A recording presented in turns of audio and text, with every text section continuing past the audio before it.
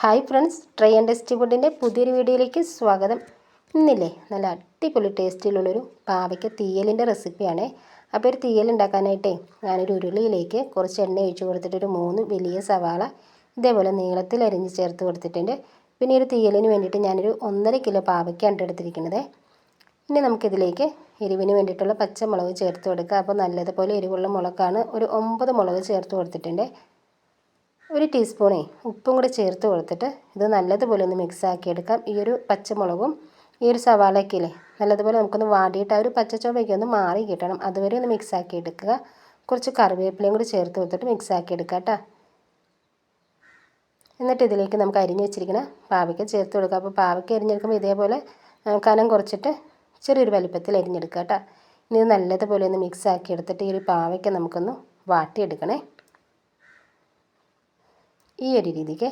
അപ്പോൾ ഇതേപോലെ ഒരു പാവയ്ക്ക വാടി കിട്ടിയിട്ടുണ്ടെങ്കിൽ പിന്നെ നമുക്കിത് വേറൊരു പാത്രത്തിലേക്ക് ഒന്ന് കോരി വയ്ക്കാം.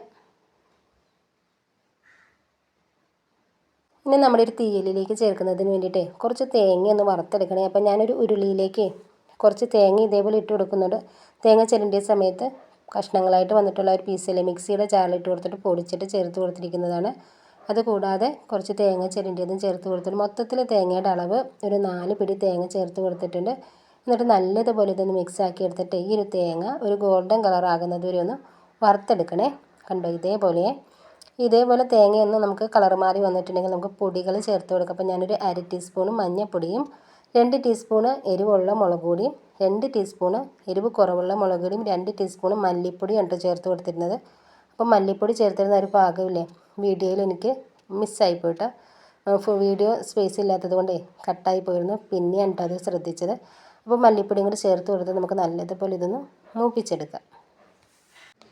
ഇനി അതേ ഉരുളിയിലേക്ക് തന്നെ നമ്മൾ വാട്ടി വെച്ചിരിക്കുന്ന പാവയ്ക്കും കൂടി ചേർത്ത് കൊടുക്കാം കേട്ടോ. എന്നിട്ട് ഇതിലേക്ക് നെല്ലിക്ക വലിപ്പത്തിലുള്ള വാളംപുളി ചെറിയ ചൂടുവെള്ളം ഒഴിച്ചിട്ടൊന്ന് പിഴിഞ്ഞെടുത്തിരിക്കുന്ന ആ ഒരു പുളിവെള്ളം ചേർത്ത് കൊടുത്തിട്ട് അതിലുള്ള വെള്ളത്തിൻ്റെ അംശമില്ലേ അത് കംപ്ലീറ്റ് ആയിട്ടൊന്ന് വറ്റിച്ചെടുക്കാം. അതിനുശേഷം തേങ്ങ വറുത്ത് മാറ്റി വെച്ചിരിക്കുന്നത് ചെറിയ ചൂടുവെള്ളം ഇച്ചിരി ചേർത്തിട്ട് ഞാൻ മിക്സിയുടെ ജാറിലിട്ടിട്ട് അരച്ചെടുത്തിരിക്കുന്നതാണ്. ആ ഒരു തേങ്ങക്കൂട്ടും കൂടി ചേർത്ത് കൊടുത്തിട്ട് നല്ലോണം ഇതൊന്ന് മിക്സ് ആക്കി എടുക്കുക. ഇനി ഒരു ഗ്രേവിയൊക്കെ ഒന്ന് സെറ്റാക്കിയിട്ടതിന് വേണ്ടിയിട്ട് ചെറിയൊരളവിൽ വെള്ളം കൂടി ചേർത്ത് കൊടുത്തിട്ട് നല്ലതുപോലെ ഇതൊന്ന് മിക്സാക്കി എടുക്കുക. ഒന്ന് തിളച്ച് തുടങ്ങുന്ന സമയത്ത് ഇതിലേക്ക് ഒരു ടീസ്പൂണ് ശർക്കര പൊടിച്ചത് ചേർത്ത് കൊടുക്കുക. ഉപ്പ് ചെക്ക് ചെയ്ത് നോക്കിയിട്ട് ആവശ്യത്തിനുള്ള ഉപ്പ് ഈ ഒരു സമയത്ത് ചേർത്ത് കൊടുക്കുക കേട്ടോ. നമ്മുടെ ഒരു തീയലിലേക്ക് ഞാനൊരു 1.5 ടീസ്പൂണും കൂടി ഉപ്പ് ചേർത്ത് കൊടുത്തിട്ടുണ്ട്. നല്ലോണം ഒന്ന് മിക്സാക്കി എടുക്കുക. അപ്പോൾ പാവയ്ക്ക മേടിക്കുന്ന സമയത്ത് ഈ ഒരു റെസിപ്പി ഇഷ്ടപ്പെട്ടിട്ടുണ്ടെങ്കിൽ ഇതേപോലെ ഒന്ന് ട്രൈ ചെയ്ത് നോക്കുകയും നമ്മുടെ ഒരു റെസിപ്പിയിലെ ഫ്രണ്ട്സിനും ഫാമിലിക്കൊക്കെ ഷെയർ ചെയ്യുകയും അഭിപ്രായങ്ങൾ അറിയിക്കുകയൊക്കെ ചെയ്യാട്ടോ.